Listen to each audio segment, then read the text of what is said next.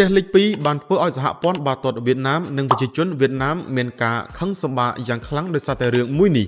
បងប្អូនយើងបាននៅបាទមុននេះគឺម៉ាដាមផាងបាទដែលជាប្រធានសមាគមបាល់ទាត់ថៃបានបាទធ្វើលិខិតសុំទោសបាទជាផ្លូវការបាទទៅកាន់បាទសហព័ន្ធបាល់ទាត់វៀតណាមបងប្អូនបាទចំពោះកំហុសឆ្គងបាទដែល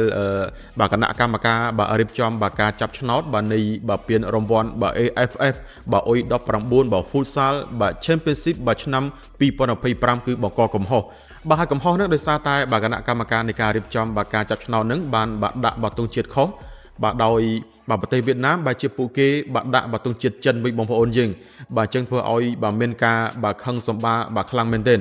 ហើយចំពោះរឿងនេះដែរម៉ាដាមផាងក៏បានបាទរៀបចំបាទគណៈកម្មការដើម្បីពិនិត្យបាទតើនរណាបុគ្គលមួយណាដែលបង្កឲ្យមានកំហុសមួយនេះបាទហើយនឹងត្រៀមបាទចាត់ការបាទតាមបាទផ្លូវបាទច្បាប់ផងដែរប៉ុន្តែបងប្អូនបើទោះបីជាមានបាទការបាទសុំទោសបាទជាផ្លូវការពីសមាគមបាល់ទាត់ថៃក៏ដោយប៉ុន្តែសម្រាប់បាទពលរដ្ឋវៀតណាមបាទដូចជាទូយកមិនបានណាបងប្អូនយើងចំពោះកំហុសមួយនេះបាទព្រោះថាបាទទង់ជាតិចិនបាទនិងវៀតណាមបាទតែបាទពណ៌ស្តៀងគ្នាបាទប៉ុន្តែបាទក៏មិនដូចគ្នាពេកដែរបាទអញ្ចឹងឥឡូវនេះគឺកំពុងតែបាទមានការបញ្ចេញមតិបាទទៅវិញទៅមកបងប្អូនយើងបាទតែយ៉ាងណាបាទយើងមានតែបាទរកជំរឿនបន្តទៀតបាទអរគុណច្រើន